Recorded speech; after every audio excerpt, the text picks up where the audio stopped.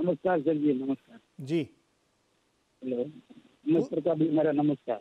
हाँ सर, पूछिए, सवाल पूछिए, आवाज़ आ रही है आपकी। मेरा 400 क्वान्टिटी जीएसएफसी का लिया हुआ है 265 पे, इसमें बने रहे या एग्जिट कर दिए सर? 265 पे? 265। ठीक है, 265। State fertiliser.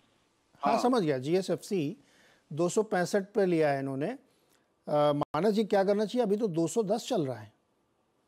तो देखिए बड़ी गिरावट देखने को मिली है। 320 के हाइस बने थे, फिर लोअर टॉप लोअर बॉटम बनने लगे, इम्पॉर्टेंट मूविंग एवरेजेस टूटने लगे। अब एक आखिरी होप है यहीं पर जहां पर स्टॉक ट्रेड कर रहा है, 208 के आसपास 200 मूविंग एवरेज आता है। तो जब इसके नीचे जाएगा तभी आपको अब निकलना पड़ेगा, उससे पहले तो मेरे ख्याल से इतना आपने चांस दिया है तो 2-3 रुपए के लिए तो बिल्कुल बनना चाहिए। तो देख लीजिए एक दो दिन 208 207 के नीचे क्लोजिंग देखने को मिले तब आपको डेफिनेटली निकलना चाहिए। और रिवर्सल का जो पॉइंट है अब 230 रुपए है, उसके ऊपर जाएगा तभी स्टॉक में स्ट्रेंथ आएगी। ओके, ये ध्यान रखिएगा। अच्छा मानस जी, दो स्टॉक है, एबीबी इंडिया और कमिंस, इन दोनों में रह के तेजी है। कमिंस ने एक बढ़िया बेस बनाया और अब फिर ऊपर की तरफ है, दोनों आज 2-2.5% ऊपर है। कौन सा आपको अच्छा लगता है इन दोनों में? तो देखिए दोनों के पैटर्न बहुत पॉजिटिव हैं। एबीबी में भी हाई टॉप हाई बॉटम बन रहे हैं, जो नया टारगेट है वो 6050 6075 के आसपास आता है।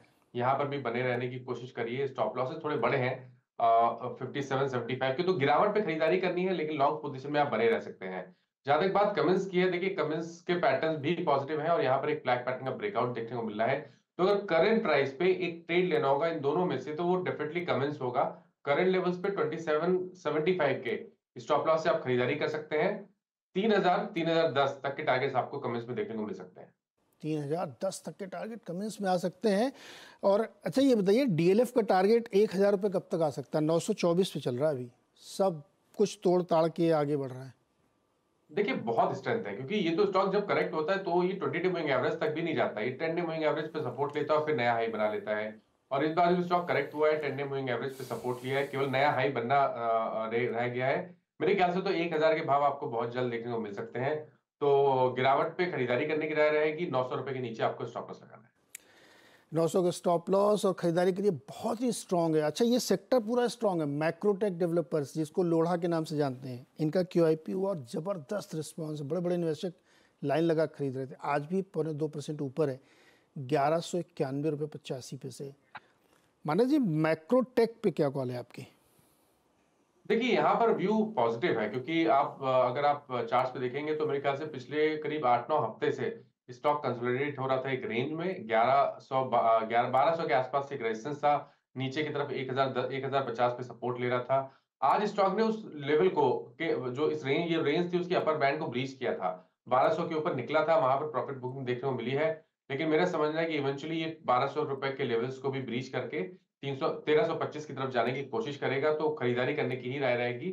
और आपको stop loss 50 day moving average जो कि 1100 है उसके नीचे लगाना है। ओके, 1100 नीचे स्टॉप लॉस लगा रखिए। मैक्रो डेवलपर्स और रियल एस्टेट में बड़ी तेजी आज बन रही है और DLF भी उसमें से एक है। मानव जी बहुत बहुत शुक्रिया हमारे साथ जुड़ने के लिए और बातचीत करने के लिए। जियो फाइनेंशियल सर्विसेज की हमने बात की थी। डिस्क्लोजर याद रखिएगा, इस चैनल और उसके प्रमोटर सेम है, तो कोई भी एक्शन करने से पहले आप एक राय और किसी से जरूर लीजिएगा। छोटा सा ब्रेक के बाद खिलाड़ी नंबर 1।